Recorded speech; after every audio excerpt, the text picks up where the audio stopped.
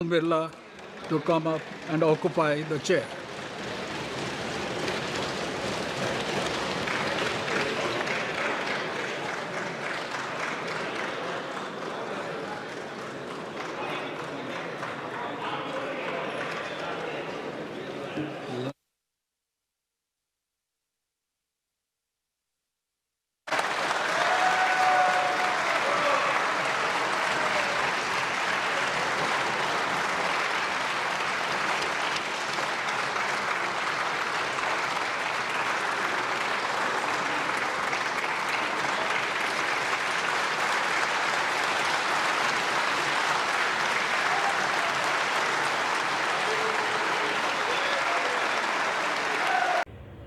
மோடி அமைச்சரவை பதவியேற்றவுடன் முதலாக அதிரடி காட்டிய நிகழ்வு இன்று நடந்துள்ளது.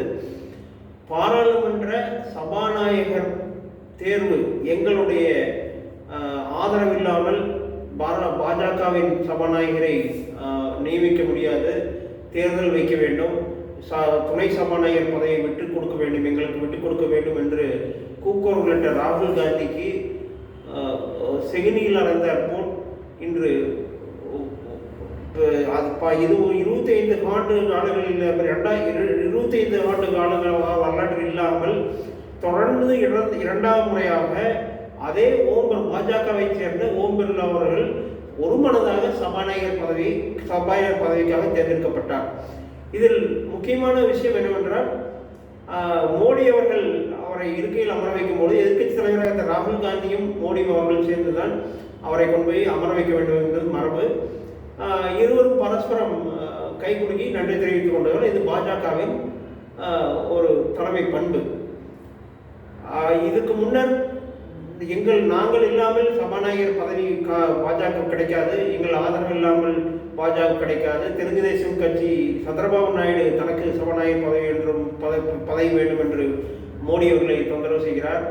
நிதிஷ்குமார் அவர்கள் தன் கட்சியினருக்கு அந்த பதவியை விட்டுக் கொடுக்க வேண்டும் என்று தொந்தரவு செய்கிறார் என்றெல்லாம் இந்தி கூட்டணியினர் பிரச்சாரம் செய்து வந்தனர்.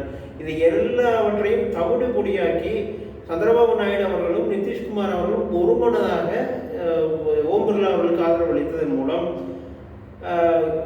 இன்னும் மற்றொரு சாதனையை செய்திருக்கிறார் மோடி அவர்கள். மோடி அவர்களுக்கு கூட்டணி ஆட்சியில் வழிநடத்த தெரியாது, கூட்டணி ஆட்சியில் அவர் செயல் திட்டங்களை செயல்படுத்தவில்லை என்றெல்லாம் ராகுல் காந்தி கூறிக்கொண்டிருந்தால் அதையும் தவிடுபடியாக்கினார் மோடி அவர்கள். இது ஒரு மாபெரும் வெற்றி. இந்த வெற்றி தொடர்ந்து 5 வருட காலங்களுக்கு தொடரும். அது எந்த மாற்று கருத்துக்கும் இடமில்லை.